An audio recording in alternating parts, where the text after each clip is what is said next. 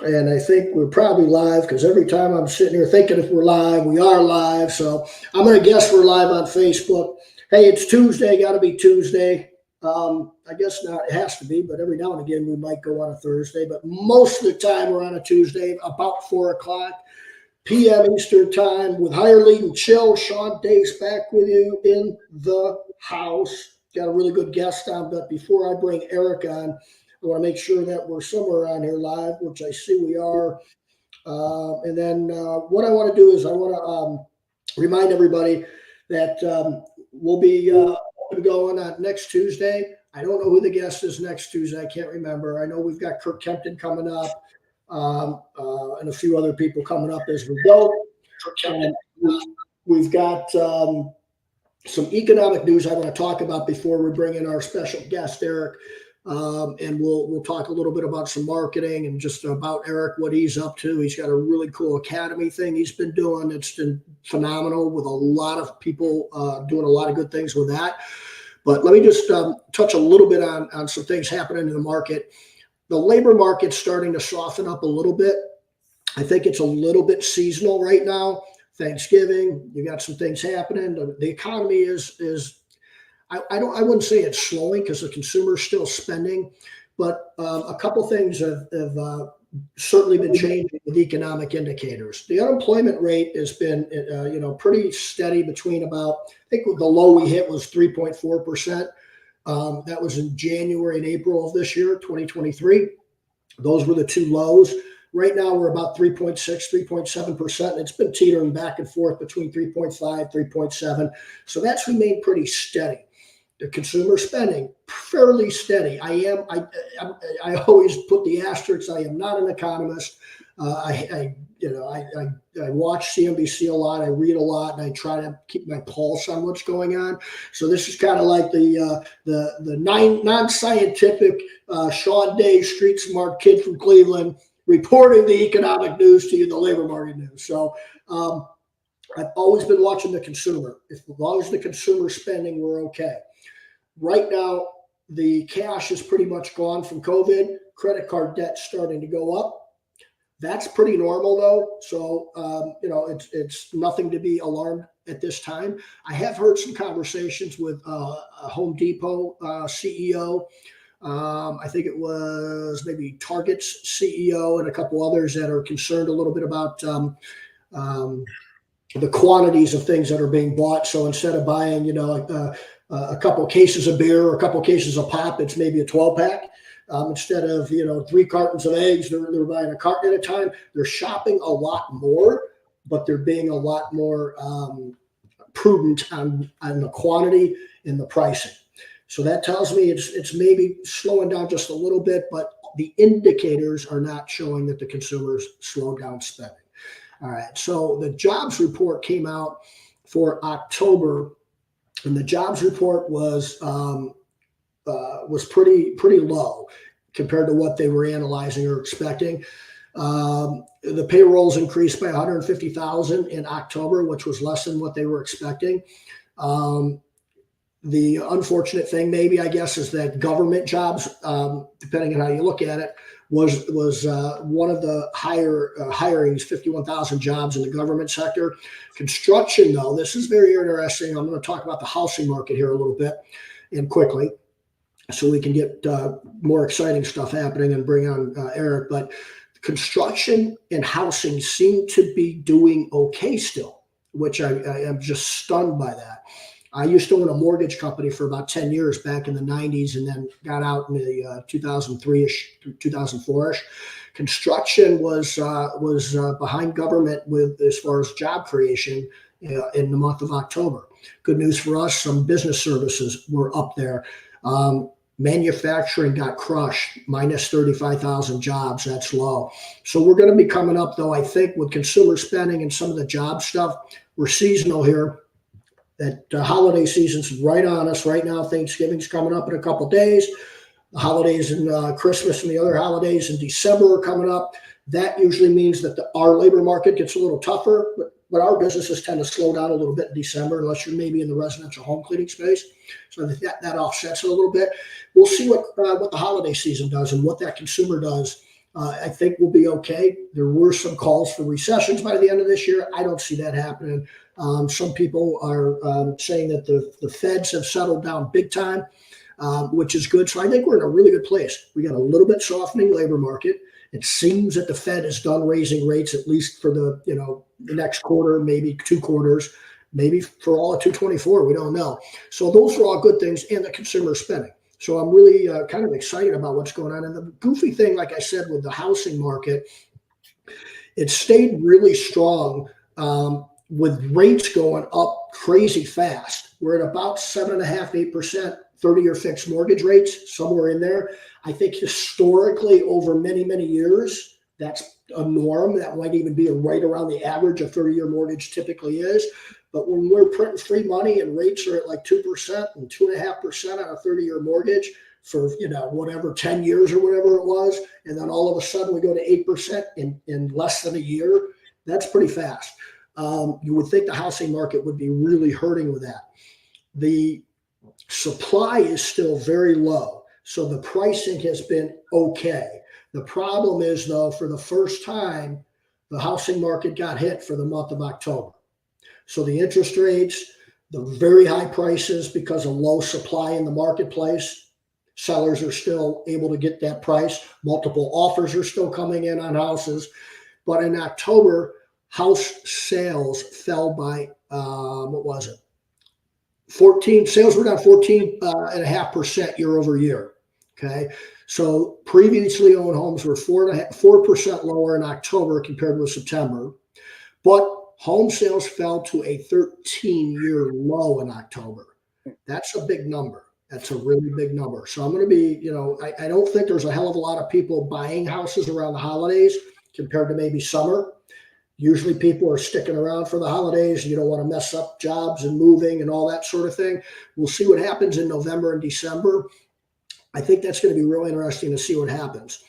So with all that said, I don't have any, issues, problems. I see really good things on the horizon. If you're selling a house, you better sell it real quick. That's the only thing I see. Other than that, man, it's smooth sailing as far as I can see. As long as you've got those 3 pillars that I always talk about, man, and that's recruiting or hiring, getting good people, leading them so that they stick around and having a great culture so that they are retained and they're with you for a long, long time. You get those 3 pillars down, man, and then it's time to chill. So that's why we're on hire, lead, and chill. So enough boring stuff about the economy. Excuse me. I've got a problem going on with hang on here. I'm losing my voice. When you're a Browns fan and you go downtown to see the Browns Steelers game and it's down to 2 seconds left with a field goal and you got a bunch of terrible towels and Steelers fans sitting around you, you're going to lose your voice. Let me tell you that right now. Hell of a game. All right, I'm going to bring in Eric Trice. Eric, why don't you do this? Why don't you introduce yourself? Because there's some people that might not know who you are. Obviously, a lot of people do know who you are. Eric's a really good friend, really good customer of ours. And go ahead. While you're doing that, I'm going to share on some different groups to make sure everybody hears what we're going to be jamming about today. Yeah, definitely. Man, so I guess in a nutshell, I own Absolute Fleet Washing, which is we're a mobile truck washing company. A little bit different from the traditional power washing company out there that kind of does a little bit of everything. We focus 100% on trucks, heavy equipment, and that sort of thing.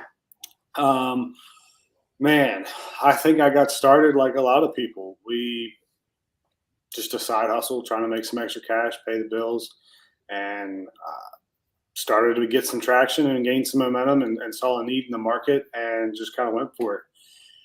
Fast forward from side hustle to now, I think we've been in business for 8 years. I think we're in my 8th year. We'll do just shy of $2 million this year in gross revenue. We've got a staff of, I don't even know exactly day to day anymore. That's awesome. not that we turn over that much, but I think we're sitting around 14, somewhere between 14 and 16 is kind of where we've been floating the past 3 months. And yeah, that's kind of it in a nutshell.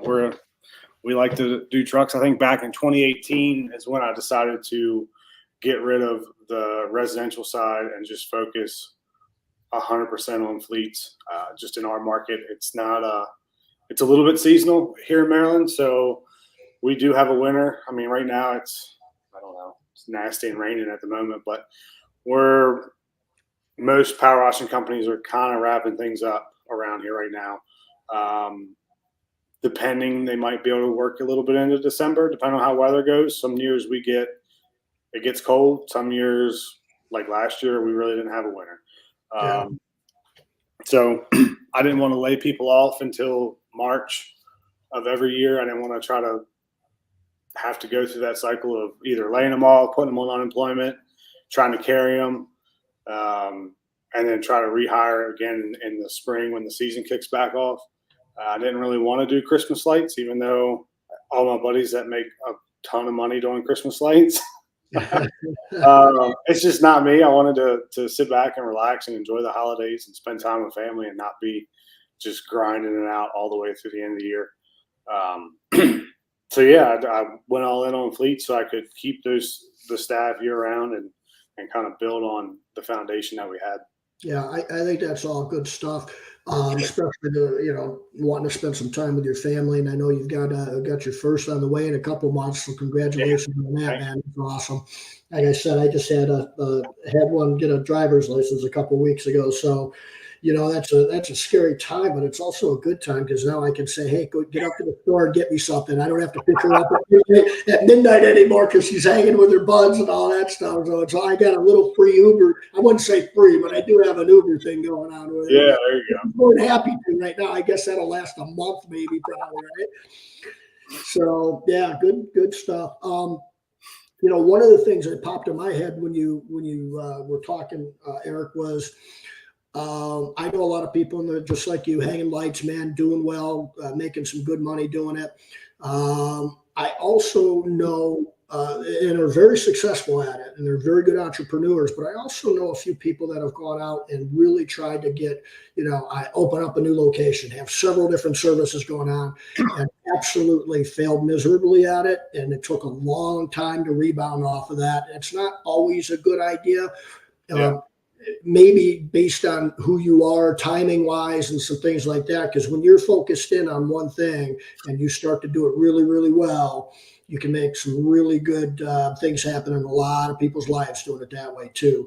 How did you stay disciplined enough and put your ego on the shelf? Because sometimes it's an ego thing, sometimes it's just a strategic thing. Sometimes you have a couple partners in one business and you're able to maybe play off one another's strengths and do those things.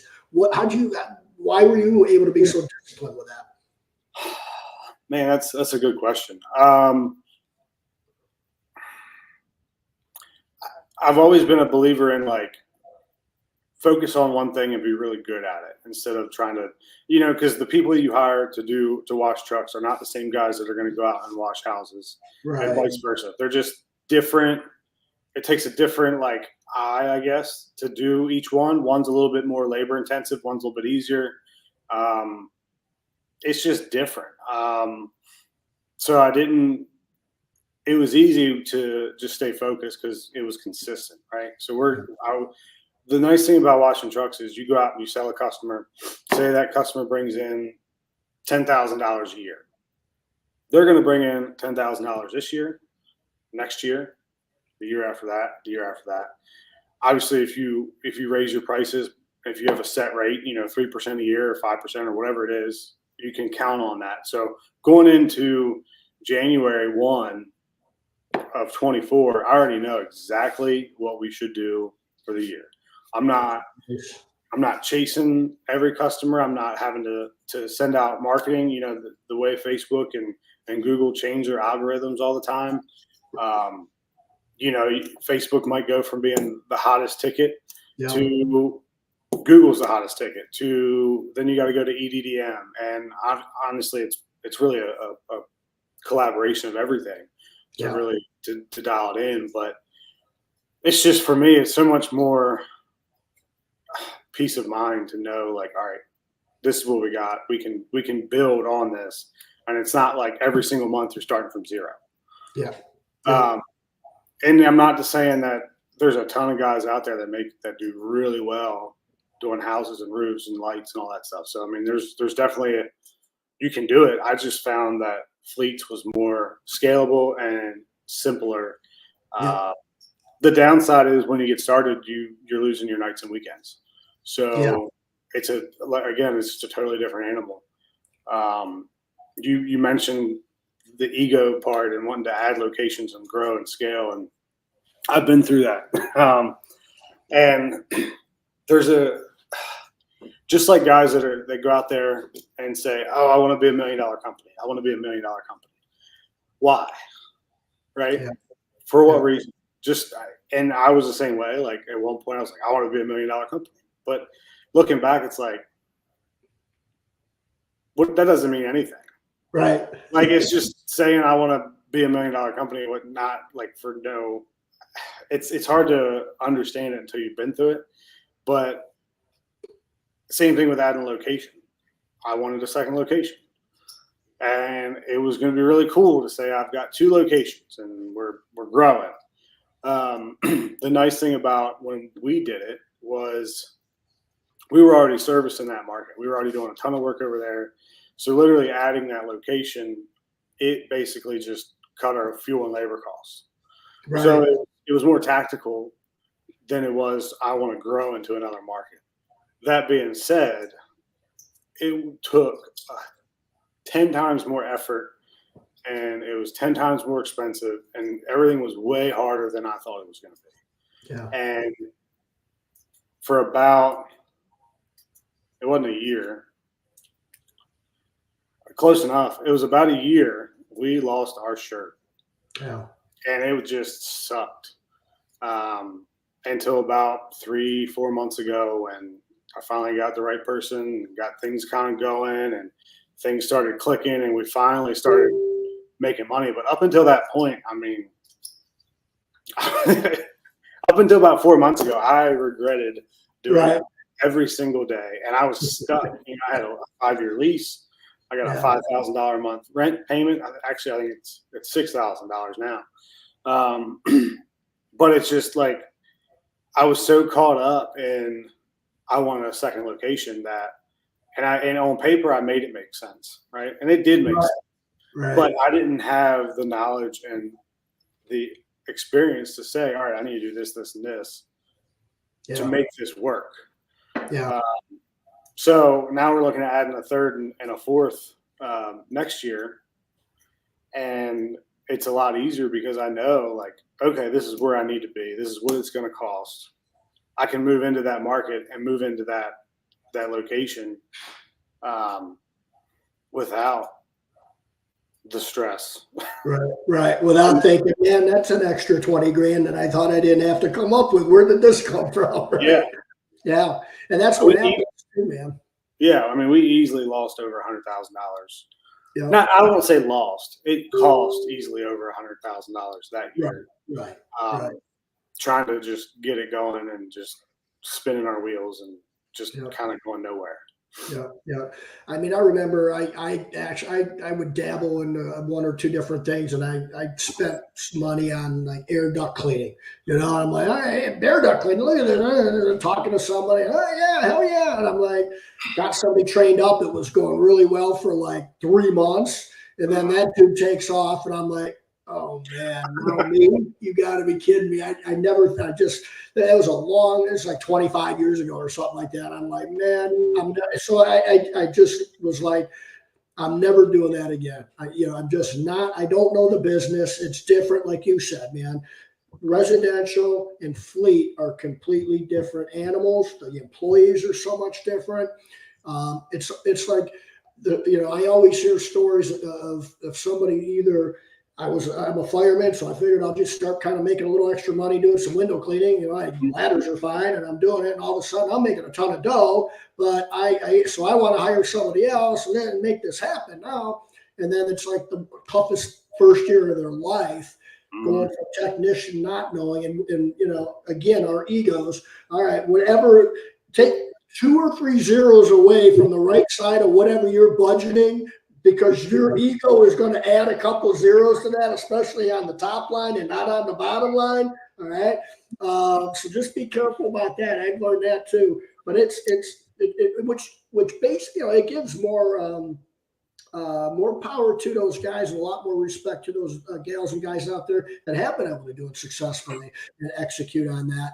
But it's always more expensive than you think. And Platt always says you get into these purgatories of growth, and how do you budget for growth? I mean, you're just bringing in money, you're spending money, and the step ladder stuff with new equipment.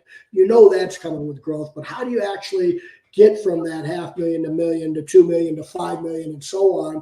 You got to invest money. It doesn't just all of a sudden, your customers don't go find new customers for you and say, hey, you want to get another $500,000. That's your goal. Let me go help you. And here's, you got to spend more money, which you may not have had to do for quite a while.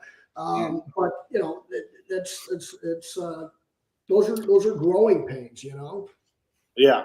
And honestly, I feel like you hear a lot of people will say, I tried hiring employees and it didn't work out, or I make more money just doing it by myself. Right. That's true to a point, right? A lot of people, and I would be willing to bet that a lot of people that says that I tried having employees and it didn't work out, they probably stopped it at like 3 people, 4 people. Right. And then it's a tough spot to be in because you can't just jump to 10. Right. You got to get there as fast as you can, because if you're at 3 and one guy calls out on a Sunday morning or Saturday morning, you've just lost 25% of your labor force. That's right. Just like that. Versus you get to 10 and one guy calls out, you just lost 10%. So it's a lot easier for 9 people to make up that difference and spread that workload out across the whole team than it is to absorb it by 3 people. So it's tough, but I hate to give like advice. I just know what worked for me, but you literally have to put the foot down and grow as fast as you can to get through that 3 people, 4 people spot to where you can, get to 10 people. 10's like easy. You're right, man. There is a purgatory on the growth side as far as recruiting and employment side. Mm-hmm. And that is about 5. I always tell people, I'll every now and again I'll get somebody that calls up and wants to find out what we're up to and how we can help recruit for them. And they might have 2 employees. It's neighbor Joe and my cousin Fred, or a brother. And then I'm looking really for 1 or 2 more that aren't family. And then and I always say, once you get 3 or 4, you can, if you get tied on to some good people, you get that 3 or 4 that are really good guys, you really start to see some good things happening. But don't stop recruiting, because I'm telling you right now, once you get over 5, that's when turnover happens. I don't care what you do. We've all decided to be in high turnover industries. That's the facts.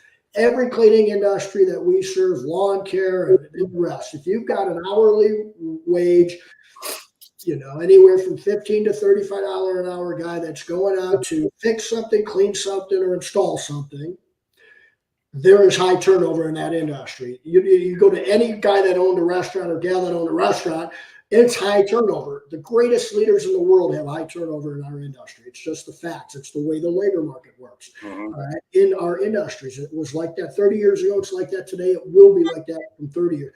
To your point, that does not mean you have to be short-staffed. You just need to keep recruiting, retain, knowing when you need to hire to. When you're fine with the 4 you got, that's the time you got to look to interview 2, 3, 4 more, because eventually that 3 months where you're going, this is awesome, Joe breaks an ankle and the other guy leaves and you didn't expect it. That always happens in 2 or 3, right? Always. And that's the time where you're going, now what do I do? And then you're back down to 2, you're back in a truck, and all hell breaks loose, and then you're wondering why you're in business. Always be recruiting, man. That's what we talk about. So you're one of the few that really, and I mean, a couple years back, I think everybody's kind of getting the hang of this thing now with recruiting, where it's not just, I budget, again, our ego is how many vehicles do we have on a road? How many clients do we have, and what's our revenue? That's what we love as entrepreneurs and business owners. That's what we talk about. How big's the fish, right? And so when we do that, we rarely would talk about budgeting for recruiting and what we should do about it. It was more of a pain in the ass than anything else.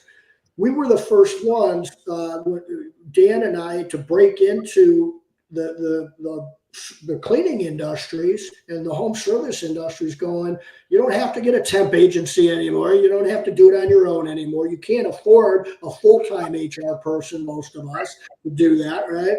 And so, direct hire companies want, $15,000 for one technician. That's not happening. So we came up with a business model based on what clubbed the shit out of us for years and years and years, and said, we better fix something, right? And so now we've got a bunch of competition, but that's good stuff. We now have competition saying the same things we are, and making it a priority that if you're going to own a business and grow, you've got to really budget and think about the recruiting end. You've done that really, really well. Yeah, I appreciate that. I don't know how long ago it was. 4 years ago, maybe. I was at an event, and Tommy Mello, before Tommy Mello was like out there. Yeah. This was like, he was just kind of like just starting, doing his podcast, and he was just kind of getting out there, and he was speaking at an event, and we were hanging out with him afterwards, just sitting at a table. And we're like, man, like, I think that year he was going to do like 35 million that year. And we're like, how did you find enough people to do that? Because that was really kind of at the start of like when I guess everybody was kind of figuring out that recruiting was something we needed to really look at. And it was literally the most simple thing, and it's just stuck with me ever since then. Was, he said, I was able to hire and turn over enough people fast enough to find the best people to help me grow my company. And it just clicked. And ever since then, I'm like, okay, turnover doesn't bother me. Obviously, I don't want turnover just because people hate it here, right? I know that that's not it. And if it is a culture thing, like, we'll address it. But I just need to hire people and turn them over until I find the ones that fit. And when I find the ones that fit, I need to get in their circle and get them to bring in their buddies and their people, because there's a good chance that they're going to be the same or similar type of people. Yeah. And I just need to run through them. And eventually we're going to recruit and find the right type of people to where we figure out what type of people to look for. And then we can kind of have a tighter circle, or a smaller net. Right. Yep. Yeah, that's awesome. And that is the name of the game. Basically, always be recruiting. That truly is what the defense strategy is against being short-staffed in a turnover industry. What else are you going to do? You just have to keep on going, Right. And nobody wakes up or graduates high school and says, you know what? I think I want to be a power washer. Right. Or I want to wash trucks. Like, that's not a thing. So if I can be the stepping stone for a guy or whoever to go out and they can wash trucks and work for me for a few years while they're figuring it out, and I can get them to where they're going to say, you know what, I think I really want to join the Army. That's what I want to do. More power to you. I want to, go back to college and get a degree and do this. Perfect. I'm not going to get in your way. Like, I've appreciated you being here and everything you've done, but I'm not going to stop you from taking it to the next level. Yeah. I had a guy who left to go. It was still in the trades, but it was installing security systems, and he geeked out over that type of thing. And it was a 9 to 5, and good for you, man. Like, I'm not mad at it. You've been great for the 2.5 years you've been here. More power to you. Yep. If there's any way to break it off with somebody like that. I remember we had a residential home cleaning business that we owned, and we were recruiting and starting up the recruiting and this and that. There was a lady that had been with the company for years before we bought it, and she was with us for another 4 or 5 years. I think she was in her 60s, and she just physically couldn't do the work like she used to. Mhm. And but the customers that she was servicing absolutely loved her, absolutely loved her. And so we were certainly willing, number one, with the loyalty she had and her dedication to the industry of being a cleaning technician for 20 years or whatever it was, coupled with the fact that, obviously they loved her. We were more than willing to realize that production rate's going to go down a little bit with somebody that's starting to age and hurt and that type of thing. We actually, and we didn't do this for anybody else, she earned it. We actually talked to the clients, let them know what's going on, and said, we would certainly like to have a conversation about having this as sort of a retirement for her. Uh-huh. She's going to be able to pick out a few, really, the clients she wants. You happen to be one of them that she really, really, really loves to come and help and work for. And they, of course, said, absolutely, we would love to do that. How phenomenal are you guys? If we ever find anybody that needs cleaning, we'll send them right to you. Just for that, the way you're treating Shawn, that was Uh-huh. her name, and how this was going on. It's just taking good care of good people. I mean, the more, when I was young and starting out and feisty, and I was in my 20s, and it was like if somebody was with me for a year and a half, I'd get pissed if they were telling me they're going to move on somewhere. I'm like, it's just because I was immature and arrogant, and I was in it for me. And I realized, man, is that a mistake to make? And boy, I feel a lot better waking up in the morning when I lose somebody that's a good person. I Yeah. still have connections with people from 20 years ago that used to work for me. I saw somebody working part-time, retired up at a grocery store, and she's happier and shit, waving at me and everything else, and went over. I mean, that stuff's that's gold, man. You can't ever pass that up. Yeah. Let's move on to some marketing stuff, because that's sort of and why don't we do this? Why don't we talk a little bit about? I'll set the table this way. I want to talk about some Fleet Wash Academy stuff Okay. specifically. What I'll do is I've talked to a number of people. Clip a guy, Ryan Fox and JC, and had Matt Hayden on, and then in a residential home cleaning space with Debbie Sardone and a couple big players that have been around that in so it's really cool to see the residential home cleaning space go from 30 years ago to, hey, it's only for rich people, number one. And then I've got a niece that can clean. She can clean your house too. To then there's dual income people that are looking for people to take care of their home. And then all of a sudden it went from paying minimum wage or cash under the table to there's residential home cleaning technicians today, because of people like Debbie, Liz Trotter, Derek, a lot of people that created an association, put together some certain training groups and consulting groups, safety, all the things that go into professionalizing an industry. And it not only makes it more professional, more safe, but now we've got people that are able to make $50,000, $60,000 cleaning homes. Okay, if you told me that 20 years ago, I would have laughed right through the door. I would have been, you're nuts. But it's happened because of people being dedicated. It's happening right now in the Christmas light hanging and holiday light industry. When I talk to people in my community, friends and neighbors, and I tell them, I got a customer I'm recruiting for 4 months for like 2 months out of a year. He's open 4 months a year and he's doing $3 million in sales. And they're looking at me like I'm nuts. And then they go, what the hell's he doing? And I say, he's hanging Christmas lights, man. They literally think I'm kidding, right? But that shit can't happen without Matt and Ryan and JC and those types of guys that now have mastermind groups, that have training, certifications, and really, really have elevated that industry to a place in a short few years. I know it doesn't seem like that short and that easy when you're talking to them. It's certainly not. but it's an amazing thing how they brought that industry to some professional level. I don't think people realized how fast they would do it. And I know I'm missing names in there, but you're sort of the leader in that with the fleet wash stuff, and I think that's admirable. And I think you're doing a hell of a job. How did that stuff come up with the Fleet Wash Academy? How did you get into that?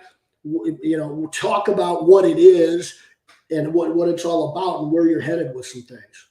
Yeah. I guess first off, the between Ryan and JC and everything they're doing in that industry, like I'm not doing anything close to what they've done. They hats off to those guys. They're awesome.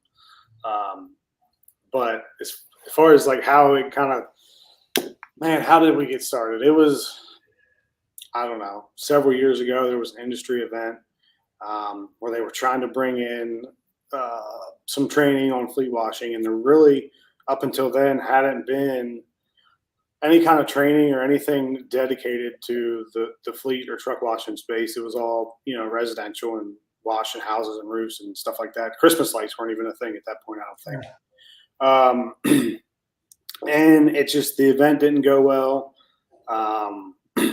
The class got interrupted a bunch, and it was just kind of chaos. And so after that, the guys that had put a lot of time into trying to put a presentation together and planning for the event, they wanted to actually give their presentation and help the people that were actually interested in it. So we just made a Facebook group and invited a bunch of people and told them like that's what we were doing. And originally the goal was just for them to have a platform to teach the one thing and be done. And man, the group grew to like, I don't know, 1,000 people or something pretty quick. And so after they did their presentation, we just kind of was like, you know what, like it's a pretty cool group. We'll just keep it. And, you know, it's a spot for people just to talk about washing trucks. And we tried not to like have it very vendor focused or like salesy, just guys helping up, you know, people helping people. And later in that year, we decided to try to do our own little event. And we did our first one, I don't know, I think it was in February or sometime. It was in the middle of winter in Detroit, which was a good event, but it was cold. And we had a really good success. I mean, we had people from all over the States. We had guys from, I say Canada, but I mean, we're really 10 minutes from Canada at that point. But guys from Canada, there was guys from South America, a guy from New Zealand, and kind of just went from there and with the goal to help people grow businesses. You know, a lot of these events were focused on how to do the thing, and a lot of these groups, it's guys like, how do I clean this roof or clean this deck or clean this, or how do I do this thing? And we wanted to focus more on just how to grow a business, right? How to recruit, how to know your numbers, how to sell, all the things that are needed to help you and your family. And that's kind of what we dug in on, and we did that for a few years, and we've kind of expanded. We do some one-on-one consulting and coaching and just hands-on training for guys that don't know how to do the thing and want to learn how to do the thing. We can do that, but yeah, really, I mean, it just kind of started from just trying to help people build a business, and everybody wants to start a business to get the freedom and the stuff that the business provides, and a lot of people get stuck. Again, we talked about earlier, you get stuck in that 1 person, 2, 3 person deal, and that's a tough spot to get through. So the goal was just to help people get where they wanted to be, and go from there. I'll tell you, when I was asked to do a little spiel at the huge convention with Fleet Wash Academy, you guys had your own gig going on, like your own show within the show, really, is how I looked at it. I mean, you had the whole day. You had Mike was in there, Nate was in there, you were in there, I showed up somewhere in there, and I mean, you had dozens and dozens of people in the room for every single one. I was surprised at how many people were attended morning through the end of the day. People were in those rooms just listening and learning. And I've done IWCA, I've done the huge, I've done. I was just in Vegas last week, did ISSA. There's something crazy like 5,000 vendors and frickin' I don't know how 20,000. I don't know what it is. It's crazy. Did something there, and it's just I've never had a group, and it was a little bit smaller than maybe having 100 people or something, but there were 30 people, 40 people in the room. You might add 50 and Mike, and I mean, there was a lot of people in the room, but I've never had an audience really that asked that many questions. They were like really involved with it. They were, I mean, writing stuff down, and everybody was like asking questions. Once somebody started, then it's like three hands went up. Then it's like this. I mean, it was going, man. And Yeah. I've never experienced that really before at any other. And I do a few a year, and that was pretty impressive. A lot of people had a lot of questions. I actually had a couple customers that I never knew were in Fleet Wash Academy there because they were doing some stuff too. They were doing a little bit of residential stuff too. But it's cool that it's kind of just organically happened under your leadership, and Nate's involved, I believe, a little bit too, obviously, and that type of thing. But you've got really, just from organically from wanting to help people to a bunch of people in the group now, and able to have your own little like show within the huge convention is super impressive. So kudos. Yeah. And it doesn't sound like you're going to grab the bull by the horn. This is a huge endeavor, and I want it to be this big. It doesn't sound like that, which is cool because you're actually still not looking at this as like a super high profit motive thing. But I think what you're going to find, and I hope this happens, that you're going to get pushed in that direction a little bit, whether you like it or not, because you've got a lot of people that are following and growing and wanting to be a part of it. Yeah, I mean, so we did, all in all, we've done, let's see, 2, 3, 4, I think 4 standalone events. And when we started, like, you had the huge convention, you had back when the UAMCC was doing their big deal every year, and that was kind of it. I mean, there might have been a spin-off, a little thing here or there, but that was it for, like, conventions. Yeah. So we were like, cool, let's do one in the winter when the truck wash guys aren't washing because you can't, and the house wash guys aren't washing because they can't. Let's do it then. So, we can roll with it. And then I think we did that Detroit, and then we did our next one was in Clearwater, Florida. And then after that one, I think about 10 different events showed up between January and March. And it was like everybody realized like this is a great time to do an event. So after that, it was just like there were so many events, and it's not cheap. We tried to make it at a price point that made sense and where we didn't lose money. And other than our last one, we were pretty successful at not losing money. Yeah. We never really made anything, but by the time you have a $250 ticket, then you got to get there, you got a hotel room, then you got to eat and all that, like minimum $1,000 for you to go to an event. Yep. Probably more realistically, like 2,000. Yep. And that's just one person. You start bringing a team member, or it's 2 of you, then it adds up. So it got to the point where it's like, how can we try to piggyback off another event? And the huge had kind of shifted gears to where they were more focused on let's build businesses.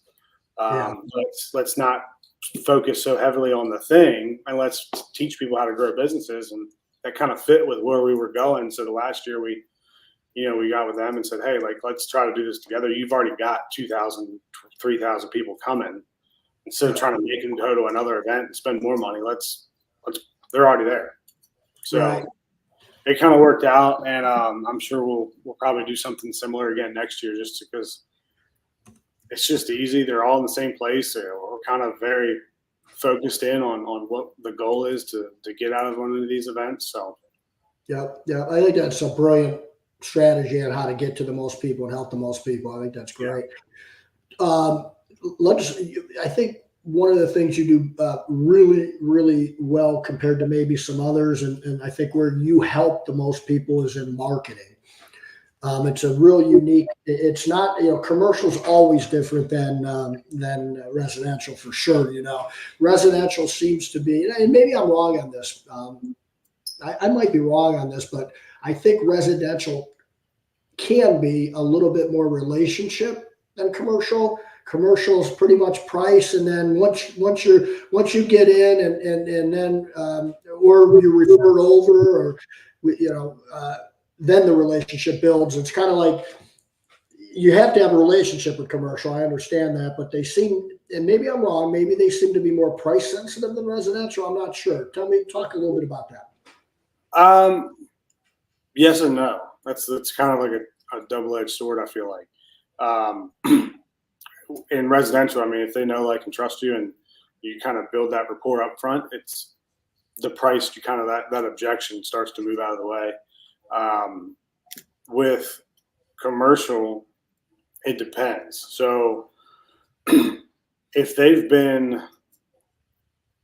down, a lot of these guys have been down the road. They understand. They've dealt with the chuck in the truck. The guy just like shows up with a bunch of junk and just hustling for beer money. Like, they've dealt with that guy. They've dealt with the big national company Fleet Wash or the franchises, and they understand that, hey, I need to spend a little bit more money to get what I want. So if that's the case, and you can, I don't know, it's hard to explain like how to figure that out, but it's more relationship up front, right?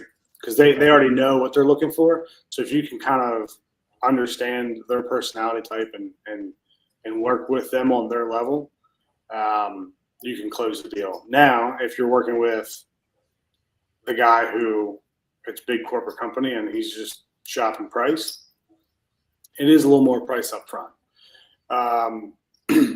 What I don't do is I don't play the pricing game, right? Like, I'm not going to go in and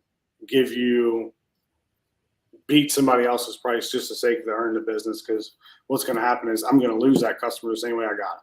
Somebody else is going to come in and beat my price, and they're going to be in. So that doesn't mean I won't get aggressive, right? I know where we need to be, and I know the cheapest that I can go and do something and still hit the number I want to hit. So I might be super aggressive, but I'm not going to go below that, right? I've got a hard stop. And if that means I don't close the deal, that's fine, because I'm going to follow up with them, and I'm going to stay in front of them, and I'm going to be in touch with them pretty much forever, right? And eventually they're going to realize that I don't like playing the price game, and I don't like buying, using the cheap guy, because it's great and then it sucks, and then I start over, and then it's good and it sucks, and then I start over. Yeah. And eventually they get tired of starting over, and they just want somebody they can rely on that's going to show up and do what they say they're going to do. And I'm the guy who's been in front of them for 2, 3, 4, 5, 6 years and hasn't gone anywhere. So it's just, hey, you know what? We're going to pay a little bit more, and we're going to use this guy because clearly he's going to be around for a while. We don't have to worry about him showing up or not. Yeah. I think commercial more so than residential is both. I mean, you can certainly get somebody that's hot, ready to make a move. Their budget's in. They don't like who they had before because he's the guy you talked about. They're ready to get a professional in there. Yeah, and that can happen quickly. But there is that long tag of just, that long tail where you got to keep following up. And I've always said, and I pound this home all the time, that marketing and sales is identical to recruiting. So when we're doing recruiting and we're collecting those names, they might not have showed up to an interview, although they passed and he had really scored really well. And we asked them to interview, but they didn't show up. It could have been for a number of reasons. It doesn't mean that, I hear that no shows. Sometimes it's a good, when I was 25, I probably wouldn't have called somebody that I had an interview with and I just got hired somewhere else. Okay. Doesn't make me a horrible guy. I'm just a young, dumb kid, but I would have been a good employee. Okay. I'm a hardworking dude. I just didn't make the call. I'm sorry.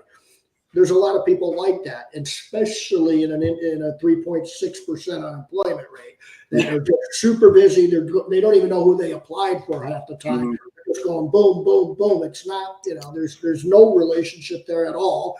So we continue to go after that. And I remember listening to your marketing presentation because I stayed for that and wanted to hear it. And I remember I actually took notes down that they're still on my phone. And I'm sitting there just looking over and going, yep, I could put the word recruiting in for that too. Yep, that's exactly right, man. There's anything I was just going to take that marketing out and that how long and the process and that spectrum of shit you got to do.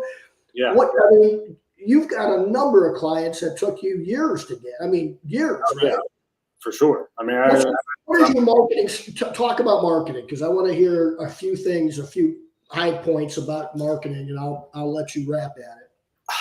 Man, it's really honestly for us, it's simple, and I get what you're saying, how it crosses over because it's really just about staying in front of them.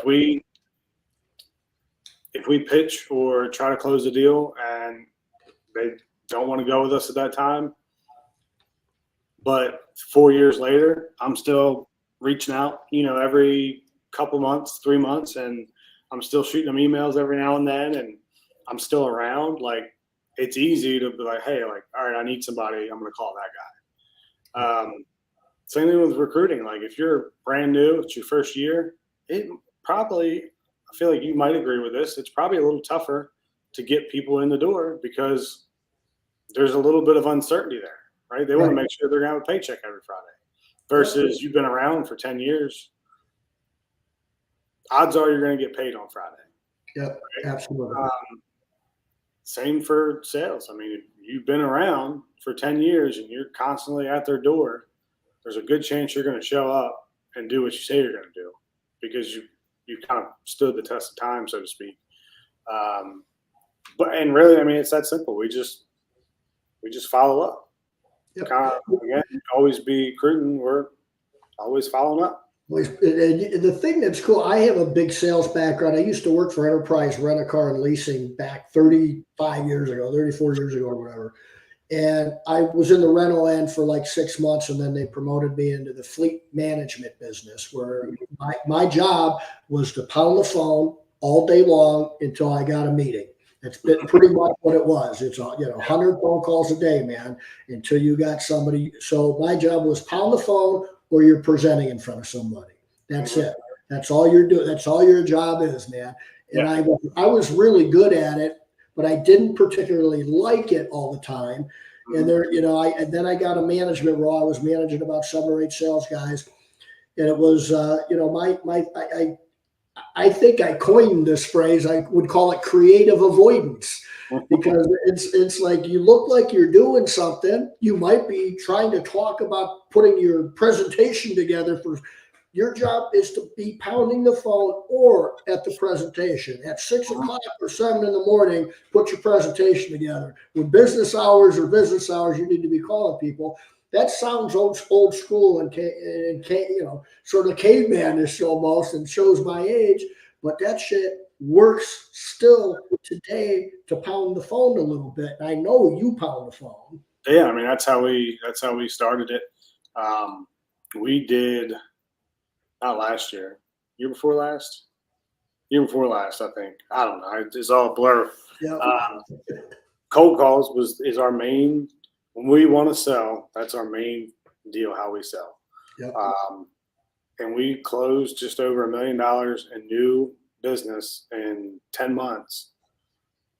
Primarily some of it came organically, but I'd say 90% was just beating down the phone and doing demos and just staying on top of people and staying in front of them. And it's the people that said no or didn't really respond right away in January were the same people that in September were calling us back and saying, all right, let's go, let's get started.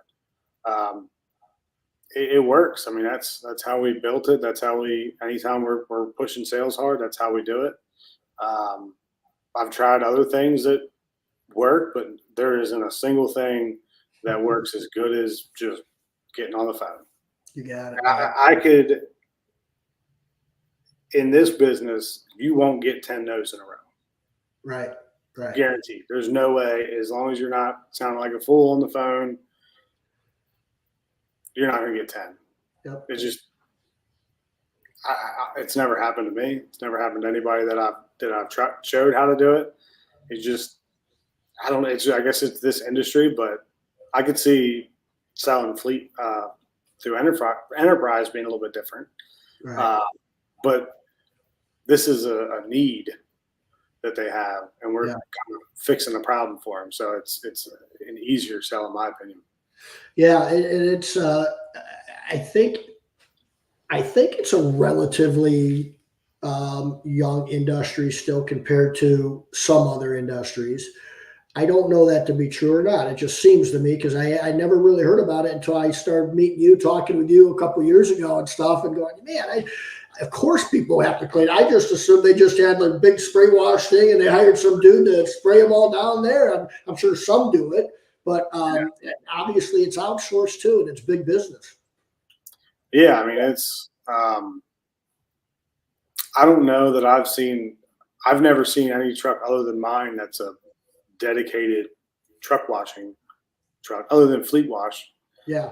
You know, that's all they do. So I mean, well, they're venturing out, but primarily that's what they do. So I mean, that makes sense. But it's not very often you see a truck washing truck go by. Right. Right. And so is it, what does it cost to get, I mean, it sounds super expensive to get into fleet wash to me. You know, you got, sounds like a lot of equipment, or a lot of different, there's so many different, you got chrome, you got wheels, you got tires, you got all kinds of different stuff. And I can just see some super expensive mistakes or pissing some people off. You got a fleet manager you're dealing with. You got the driver who is surely going to be particular about their truck, right? So you got a lot of people looking at your work. It's not just going up there and going like this, and if there's a little bit of mud or something on it, you're fine. You got to be. It's almost like detailing when you're fleet washing a truck in a way. I mean, with the chrome and stuff that you got going on. It depends. I mean, there's different levels, I guess. So the day of having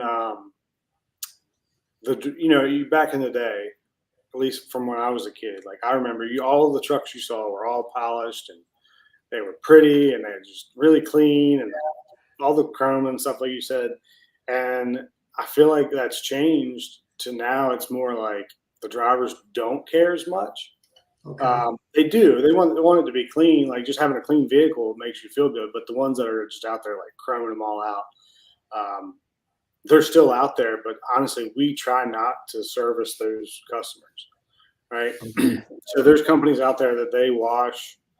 That's their customer. They do more detailed and they're more expensive and higher end. I'd rather deal with a fleet manager. Yep. And not that we don't do a good job. I just don't want to try to cater to Bob with his polished out truck and making Bob happy. I want the fleet manager happy. I really want everybody happy, but it's just there's different levels. We're somewhere between a detailer and a guy who's just rinsed them all with water. We're kind of in the middle. Yeah. And it's clean from, the driver's happy. We try not to do the polished stuff, but as far as like the cost to get in, the barrier of entry, I mean, if you're already washing houses, you've got everything you need. To get started. Obviously, with anything, you can get specialized equipment and stuff that's catered to what you're doing. But the same power washers they're using for houses, they'll work. Yeah. I mean, you can go as simple as a bucket and a brush, and you can spray some soap on and brush it down and rinse it off, and you're a truck washer. Right. We use a 2-step system from BioClean, but again, it's just a little more faster, more scalable way to do it. So, yeah, I mean, it's a little more expensive. And then obviously now we build our trucks specific to truck washing. Right. Well, obviously that costs even more money. But, yeah, I mean, if you're already own a power washing company, odds are you probably already have everything you need. See, that's awesome. Yeah. So there's an ease of entry there if you're already doing the residential stuff. That's good to know. With I get exactly what you're talking about. With you do it. I had a residential home cleaning business for a while, and I always told the when we were training, I would say we don't need to be the best cleaning company as far as everything has got to be perfect. Okay. Right. We don't have to be that one. We have to be a reasonably priced company that does a consistent job every single time. There's and I called it and that's kind of what your aim is. And I called it the Big Mac theory so that they would understand it and remember it easier. I'm like, the Big Mac, man, they sell 10,000 a second. Okay. 10,000 Big Macs. I said, well, it must be the best burger in the world, best tasting burger in the world, right? Hell no, it's not. No. Must be the cheapest. Ain't cheaper no more. I could go to right across the street to Chesterland Tavern and get a nice burger my way every Monday for $5. I think a Big Mac's around $6 now. So the only other thing is it must be the healthiest burger in the world, right? Right. The reason they sell that damn thing that much is because it looks the same, smells the same, tastes the same every damn time it comes in a bag and is thrown in my car. That's why that thing sells more than any other food product in the country, in the world, is because it's consistent. It ain't the best, it ain't the healthiest, it ain't the cheapest. It's the most consistent. Yeah, there's a lot to be said for that. And you're spot on. I mean, being consistent, showing up. I mean, you can't be consistent and do a terrible job. Right. But as long as you set the expectation up front and they know what they're going to get and you consistently deliver on that, there's no reason for them to change. Yeah. Right? I've had guys, we've done demos and we've been more expensive and not by a ton, but a little bit more. And they're like, yeah, you did a better job, but I'm paying for this and I'm happy with this. So I don't see a need to spend more. It's like, fair enough. I still stay in front of you and eventually something happens and we get in there, but it is what it is. How many times have you gone to a restaurant a couple of times going, man, I dig this, whatever it is, a steak or a lasagna, whatever it is. And then like you go back 2 months later and it's not even on the menu anymore. Or they made it different. And I'm just going, I'm like, you're killing me when that happens. Right. Absolutely killing me. I feel like they just ruined my entire night out with my wife or my wife and kids or whatever it is. That's how I feel about that. That's just it might have tasted good, whatever the hell it was that they're making differently, but it's not what I was expecting. It's not consistent, and that just that ruins it for me. So, and that happens to all of us, whether it's a haircut or whatever the hell it is. I mean, when it changes and it's not consistent, the people in this country don't like it, and we'll go somewhere else right quick. All right, man, we're up about 5:05. I know you got stuff to do. I appreciate it, Eric, having you on, man. It's always good to talk to you. Appreciate everything you're doing out there for a lot of people. If there's anything, I'm gonna put the group Fleet Wash Academy group up here. Yeah. If there's any other website or something you want me to put up so people know how to reach out to you or something, let me know. Just let me know and I'll get it up there. You can message me on Facebook or whatever, and I'll get it up there, whatever you want. And then I think that's about it, man. If there's anything else you want to add, let me know. Yeah, no, I mean, as far as how to get a hold of me, I mean, Facebook's probably the easiest way. Okay. Just Facebook or the Fleet Wash Academy, either one. But other than that, man, it's been fun chatting with you and hanging out. I definitely appreciate everything you guys do for helping us keep people coming through the door and all that good stuff. So, yeah. All right, man. Sounds good. Everybody out there, Eric, have a real good Thanksgiving, buddy. Everybody out there, have a good Thanksgiving. Got a couple days into it. So I appreciate everybody out there. I'm very thankful for everybody out there that pays any attention to us. And if there's anything we can do for you, let me know, whether it's got to do with recruiting or fleet wash or whatever it's got to do with. If you've got a problem with your kid and you don't know who to talk to me. I got lots of problems with my kids, so I can help you out, maybe. Other than that, we'll be around next Tuesday at 4 p.m. Eastern time. I'm going to put some things up here to get in touch with Eric. God bless everybody. Have a good Thanksgiving. Oh yeah. Thanks, man. Bye-bye.